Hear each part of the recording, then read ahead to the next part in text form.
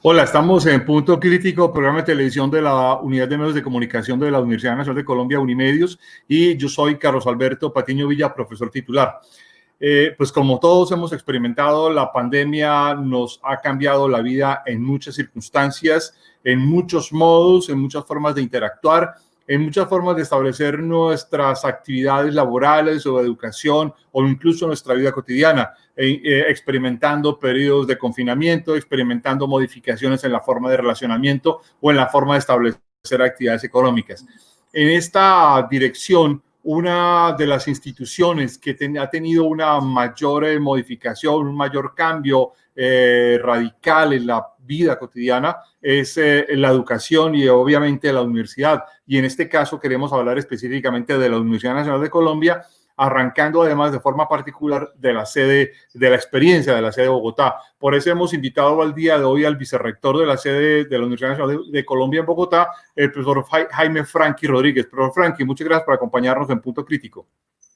No, muchísimas gracias a ustedes y particularmente a usted, Carlos. Siempre será grato venir a conversar en Punto Crítico. Profesor Franqui, ¿qué tanto ha modificado la pandemia la vida cotidiana de la universidad? Pues yo creo que resulta claro para todos que la pandemia, en el caso de las instituciones universitarias y particularmente la universidad, ha generado un giro enorme en el modo en que tradicionalmente nos enfrentábamos a las actividades cotidianas. Ahora, yo sí quisiera precisar que en realidad la pandemia no introduce nuevos temas o nuevas preocupaciones, sino que en algunos casos los pone en mayor evidencia. Los temas de inequidad, por ejemplo, social, los temas de medio ambiente o lo que tiene que ver con las relaciones ambientales, y en el caso de la universidad, lo que tiene que ver con la aceleración de la introducción del universo digital en la vida cotidiana y particularmente en la actividad académica. Al acelerar este proceso, lo que alcanzamos a ver, y hay que decirlo con cierta autocrítica, es que si bien estábamos advertidos, no estábamos suficientemente preparados. Lo que estamos viviendo hoy en día con el entorno digital en las universidades en general en el país es lo que seguramente hubiéramos vivido sin la pandemia a la vuelta de 2 o 3 décadas. Pero esto lo que hizo fue acelerar muchísimo el proceso que ya se había iniciado, para el cual incluso algunas universidades, y particularmente la Universidad Nacional de Colombia, había sido un poco refractaria. Desde hace décadas esto estaba en el horizonte de lo que iba a suceder, pero no nos habíamos movido en esa dirección. Visto así, digamos, una de las principales transformaciones ha tenido que ver con dos ámbitos específicos. Uno, el del día a día en la educación, de cómo se dictan las clases, cómo se reciben las clases, es decir, todo el proceso pedagógico. Y el otro, lo que tiene que ver con la investigación, sobre todo en los grupos y en las áreas de investigación donde la práctica de laboratorio es fundamental. ¿Esto cómo se ha vivido en la universidad?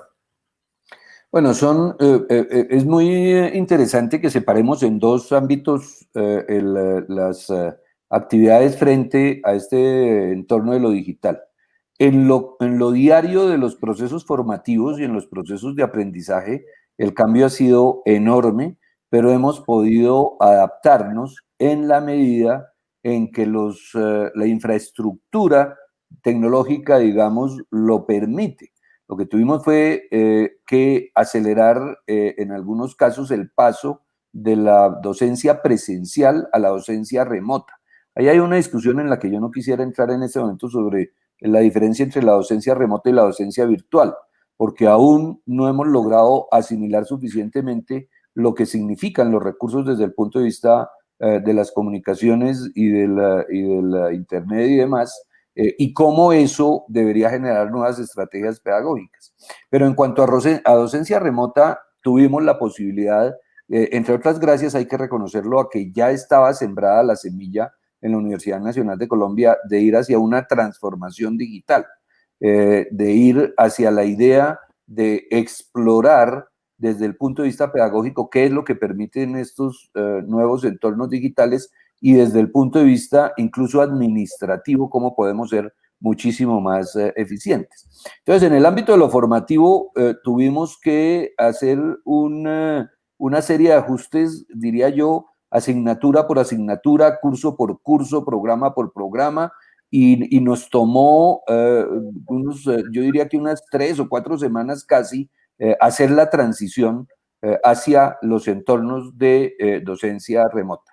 En el ámbito de la investigación la situación es un poquito más compleja, porque la situación exige del uso de laboratorios, de la experimentación, del seguimiento de los cultivos, del cuidado de los seres vivos, etcétera, etcétera, de tal manera que aquí aún no hemos logrado asimilar suficientemente el asunto, porque sobre todo en la investigación de carácter experimental, el uso del laboratorio aún no se puede, digamos, no se puede eliminar en muchos de los procesos investigativos. Las áreas de las ciencias humanas y quizás en otras áreas, en las áreas del derecho, en otras áreas en donde es posible hacer investigación fundamentalmente a partir de o considerando fuentes de segunda mano, etcétera, etcétera. Allí ha podido desarrollarse el proceso, pero incluso en los temas de creación y las artes, los procesos prácticamente han quedado suspendidos en las formas tradicionales. Muchos de los programas pedagógicos también que requieren la presencialidad para completar los propósitos de formación o los objetivos de formación no han podido continuarse y algunos hemos tenido que tenerlos en una especie de stand-by, en una suspensión. De alguna manera,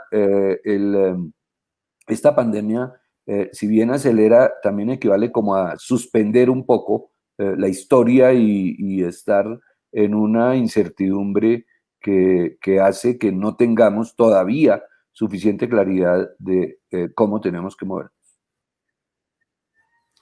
En ese contexto, si uno piensa el tamaño de la Universidad Nacional, si uno piensa el tamaño, por ejemplo, de la sede de Bogotá en particular, decir que haber tomado unas 3 o 4 semanas para hacer una transformación curso a curso, uno a uno, hacia una condición remota, utilizando plataformas digitales, uno podría decir que es catastrófico, pero realmente no lo es.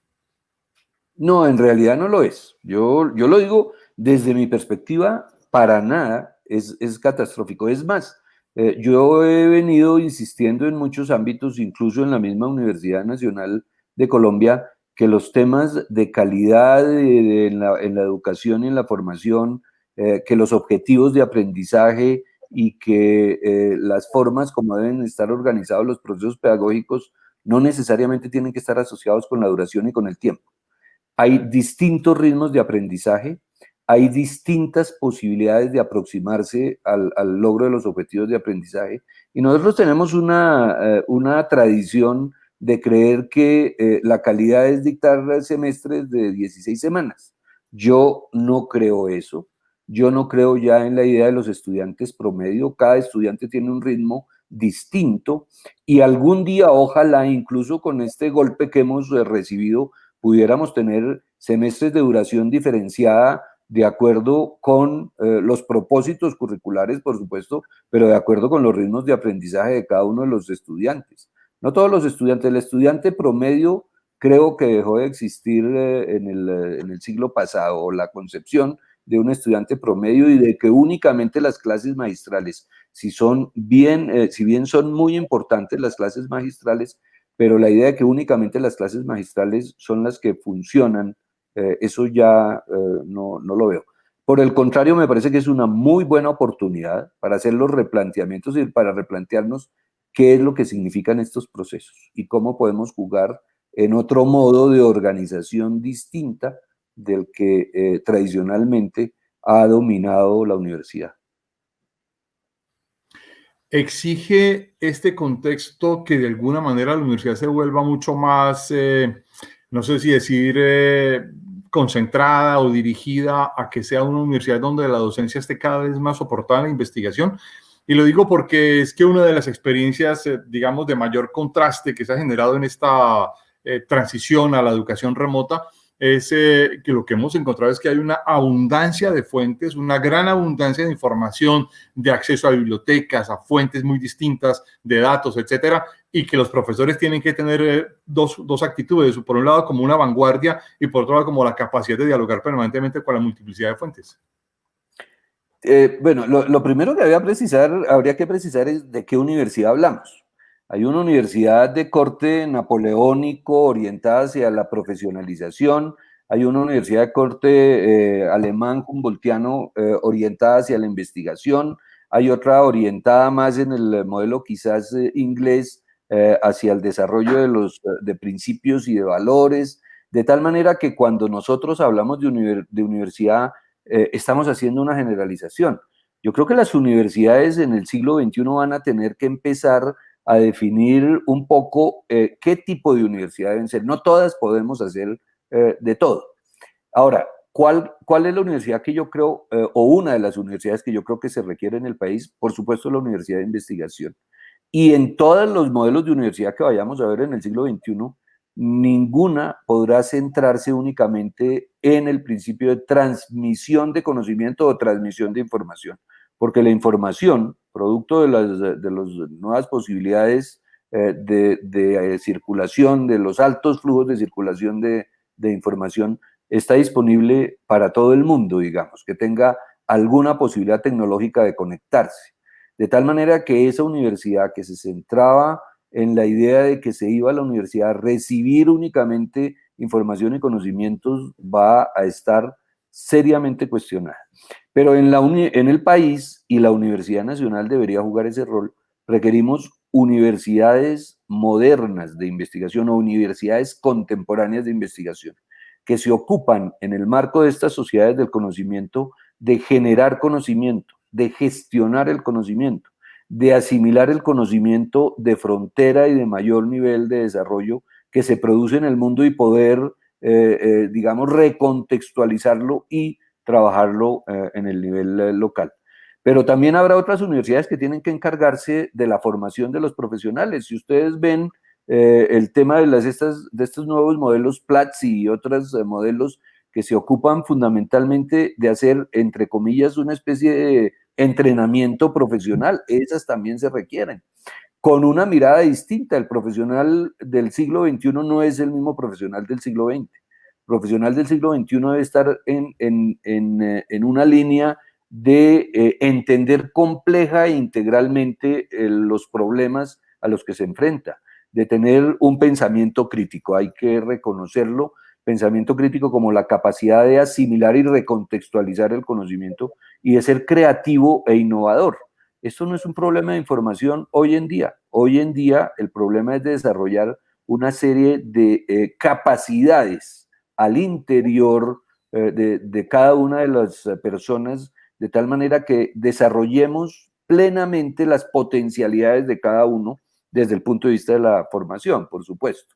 Y eso hace que la universidad tenga que repensarse. Yo pienso que las universidades no han sido suficientemente sensibles a lo que está pasando en el mundo. Y por eso empiezan a aparecer otros modelos alternos de formación y de preparación. Y en la universidad, creo, si no se sacude un poco, puede empezar a perder protagonismo o participación en las sociedades contemporáneas. En ese, digamos, contexto que me parece muy interesante de que se puede perder participación, visibilidad, ¿cómo se ve el mundo post-pandemia? Y se lo pregunto, entre otras, porque cuando arrancó la pandemia en Colombia, en América Latina, en Europa, en China, mucha gente en los mismos Estados Unidos ponía que nunca nadie más volvería, o que muchísima gente no volvería a las oficinas, no volvería a las aulas, y 4, 5, 6 meses después hay una especie de reclamo por volver a la espacialidad, por volver a lo físico, al contacto físico, conservando sin perderlo de las, digamos, experiencias remotas, y baja unas cosas, sube otras, pero ¿cómo va a ser la universidad en esta nueva dinámica? Es muy difícil aventurar lo que va a suceder, pero una de las cosas que resulta interesante en la evaluación que podemos hacer en este momento es que vuelve a ponerse en evidencia la necesidad del desarrollo de las capacidades locales. Voy a poner solo un ejemplo para ilustrar el tema. En el país, el déficit de respiradores mecánicos para las UCIs, de los respiradores para las unidades de cuidados intensivos. Tuvimos que esperar muchos meses para que tuviéramos los primeros respiradores importados. Y la capacidad de desarrollo nuestro, si bien en medio se movió la idea de que habíamos desarrollado muy rápidamente respiradores, pasaron meses antes de que el primero estuviera avalado por el INVIMA y puesto en funcionamiento. Nuestra capacidad local de respuesta fue bastante lenta, digamos. Y nuestra posibilidad o nuestra dependencia de las tecnologías externas o de quienes desarrollaban estos equipos externamente, pues hacen que no pudiéramos responder inmediatamente a nuestras urgencias en el ámbito del país, digamos. Por eso se ha puesto en evidencia la necesidad del desarrollo de capacidades locales para poder enfrentar lo que viene. Pero por otro lado, yo creo que con esto que está sucediendo también empezamos a aprender a movernos en un mundo de la inestabilidad y de la incertidumbre. No encontramos ya la seguridad y la solidez que podíamos encontrar en décadas anteriores para definir lo que vamos a hacer. El mundo se mueve de manera muy rápida, producto de estos procesos intensivos de innovación, producto de estos procesos ahora llamados de disrupción, que no es más que una innovación llevada más allá de lo que conocíamos, pero ahora también producto de esta pandemia frente a la cual encontramos que las decisiones hay que estarlas tomando en el día a día. Yo pienso que en el mundo post-pandemia la noción de planeación va a alterarse significativamente y vamos a tener que entrar en una idea de estarnos ajustándonos y desarrollando transformaciones de acuerdo con la dinámica de cambio que se produce, que es cada vez más acelerada. Esta inestabilidad y esta incertidumbre nos cuesta trabajo, sobre todo a los que ya tenemos varias décadas en nuestras espaldas, pero esa es la realidad. En alguno de los cursos que dictaba recientemente en la universidad, en el taller Bogotá, yo les enviaba ese mensaje a los estudiantes. El mundo en el que ellos se van a mover ahora más con esta pandemia que acabamos o que estamos pasando, es un mundo de incertidumbre, de respuestas en tiempo real, de capacidad de entender que no tenemos una posibilidad de control absoluto sobre las cosas y de poder o de tener la urgencia de estar en capacidad de tomar decisiones de manera muchísimo más inmediata y frente a problemas inusitados o que no hubiéramos siquiera concebido que podrían presentarse. En el día a día, en la perspectiva de la incertidumbre y, digamos, bajo la sombra de una pandemia que parece ratificar lo que siempre había sido la historia de la humanidad, que era la incertidumbre permanente, ¿usted cree que hay áreas del conocimiento y áreas de la universidad mejor preparadas o todos partimos de cero? Es que digamos que hay mayores desarrollos disciplinares y áreas disciplinarias de mucho mayor tradición. Uno encuentra digamos, los disciplinas o los campos como asociados al área de la salud, por ejemplo, que tienen una mayor tradición y que además, nótese una cosa, la formación en el área de la salud, la escuela del área de la salud es una escuela que trabaja sobre las situaciones reales y la formación se hace en las clínicas, mediante internados, etcétera, etcétera. Otras áreas son mucho más recientes y no tienen la misma tradición y no quiere decir que estén menos preparadas, sino que van a tener que acelerar la forma en que conciben y actúan en el mundo. De alguna manera, cuando uno forma o cuando se piensa en la educación, lo que se desarrollan son modos de pensar, de obrar y de sentir, de tal manera que hay unas tradiciones mucho más marcadas y se me viene primero a la mente el tema del área de la salud porque es la que más evidentemente ha mostrado una capacidad de respuesta frente a lo que está sucediendo. Otras áreas no están suficientemente o les va a costar más trabajo ajustarse a esto que viene. Por supuesto, desde el punto de vista de las artes, hay una posibilidad de actuar que siempre estaba ajustada a esta idea de la creación y de la innovación, de tal manera que la incertidumbre, digamos, con esa conviven los artistas, los arquitectos, los diseñadores, de tal manera que ahí habría una cercanía más fácil de lograr con el mundo que se avecina. Profesor Franklin, nos queda un minuto y le quisiera hacer una pregunta específica para un minuto y es, ¿usted cree que este estrujón, este sacudón de la vida a la humanidad, pero específicamente a la universidad, ha sido positivo o negativo? Para mí, altísimamente positivo. Una universidad, lo voy a decir también de forma autocrítica, que estaba relativamente dormida, ha sido sacudida y por suerte con la capacidad para que ese sacudón permita reorientar muchas de las tareas que acometemos diariamente y muchos de los propósitos que tradicionalmente hemos considerado como fundantes de la Universidad Nacional de Colombia. Profesor Jaime Franklin, muchas gracias por haber estado con nosotros en Punto Crítico, muy amable. Gracias a ustedes, gracias a Unimedios y por supuesto, profesor Carlos Patiño, a usted. Muy grato, insisto, conversar con ustedes. Muchas gracias. A ustedes los esperamos en una próxima emisión de Punto Crítico. Muy amables.